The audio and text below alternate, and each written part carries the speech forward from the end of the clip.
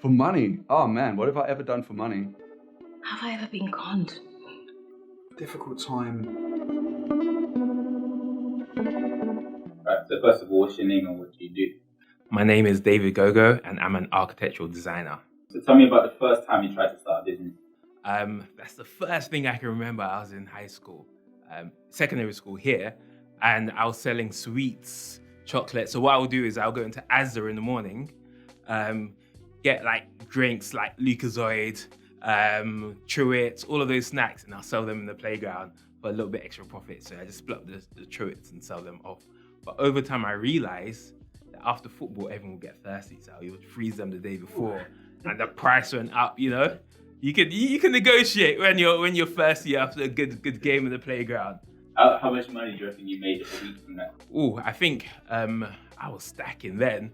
Like in terms of I was able to get trainers, buy food after. Yeah, I was able to get decent white Air Forces. They were always crisp, at least every 4 to 5 months then. We weren't actually allowed trainers in school. But yeah, I was making a little bit of change, but I didn't think I managed the money the best. What did you want to do when you were a kid? I wanted to be a footballer, but I realized that you have to start really early, and I didn't start early enough. And I don't think there's loads and loads of competition in London. So then I realized how to, work with a team, work with other people, and realize how competitive the world really is. What would your younger self say if they saw you now? Read more, travel more, talk to different people who are unlike you. So just be open to new experiences. Tell us about your proudest moment as an entrepreneur. My proudest moment is probably, let me give you a few. Winning the E Factor Award, which was it's called the Haberdashers Award, which is a university, and I got funding for that. And it was just being able to right now have a few projects running and they're built. So just being able to build projects is something amazing. What would you say is your strongest character trait? I'm good at bringing people together and making them work within one vision. What's the most money you've ever lost and made in a single day? Ooh, do you guys want to hear this? Oh, can I say this on camera? Wow, lost. I think I've lost a good 5K in a day. I lost it. I was working on a construction project, and it was in Gloucester Road, and I actually paid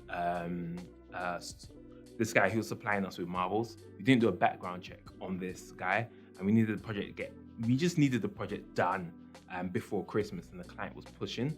So we thought, let's get this guy to do the project. Obviously, didn't have a website.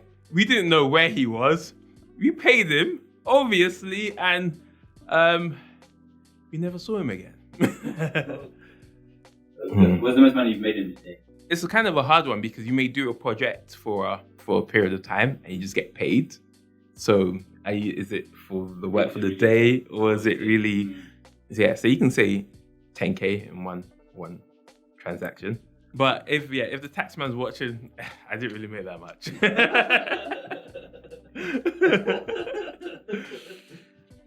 If we gave you £1 million tax-free, what would you do? I would probably spend a few of it on rental properties, just to make sure I have some cash flow coming in. I would probably travel a little bit, and I'll probably spend the rest save a bit and spend the rest on traveling, seeing the world. Probably building projects in other countries who kind of need them, because we take real advantage of just having like a decent sewer system that just flush.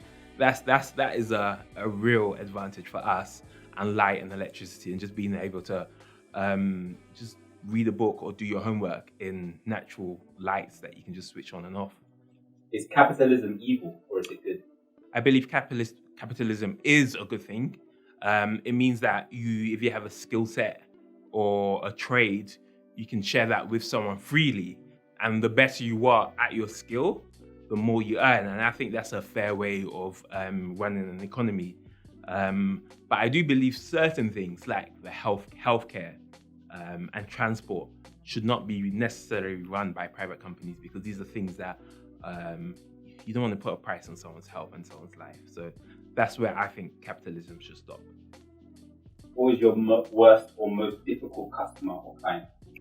I think in the early days, I had a few difficult clients because I just didn't know how to pick them, and I was kind of new in like figuring out myself and where I stood in business. So I think it's the clients that want the most for the least.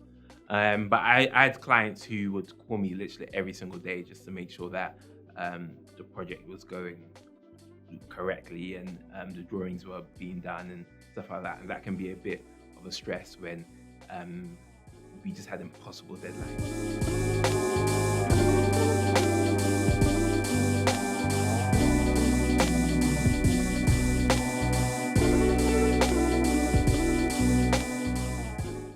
Have you ever been conned by someone in business?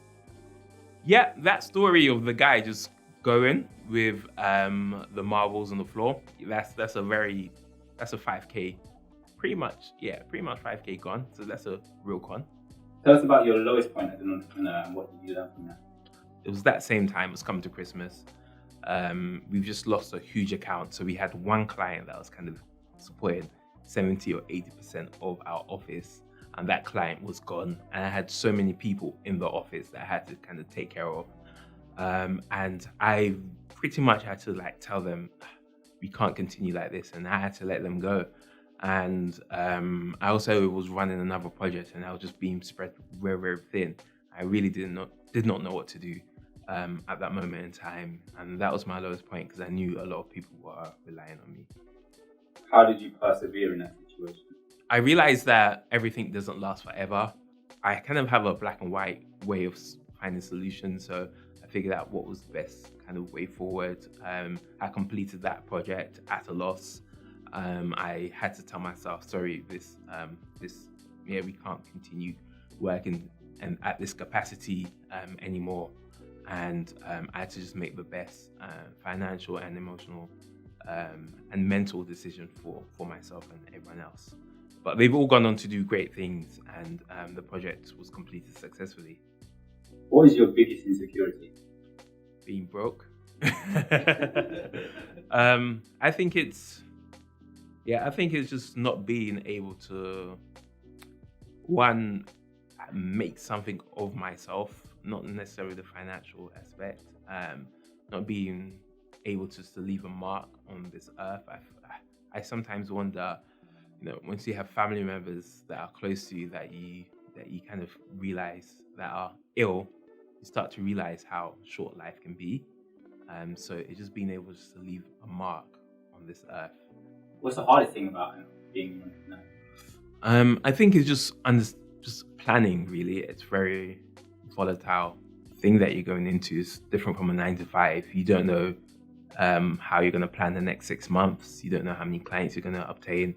You try to predict as much as you can, but there's just a volatile nature of being unpredictable. How much money do you make a year? Ooh, not to be disclosed. I don't want the tax man off me. What's the biggest mistake that entrepreneurs make, and what would you advise me to do them? I find a lot of entrepreneurs really stuck on the idea. I tend to speak with people who are just starting out, and a lot of it is the idea, and the idea is the cheap part. It's kind of executing that and building a team around that.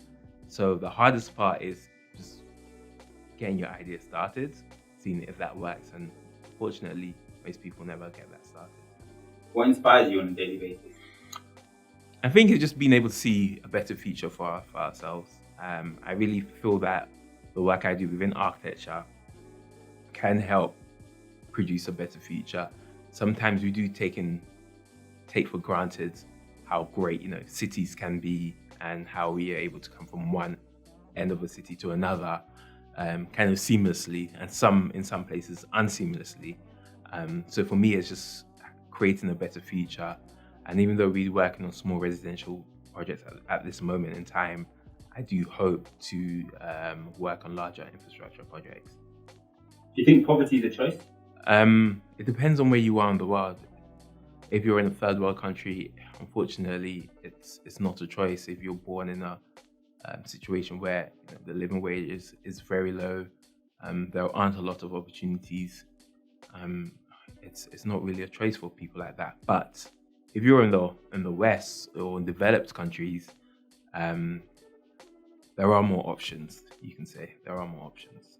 Did you take on ever any debt to get started? No, the only debt I took on was my student loan debt. That's what I used to get things started, was my student maintenance loan. And you'll be surprised at how much you can stretch a few quid when you're getting started.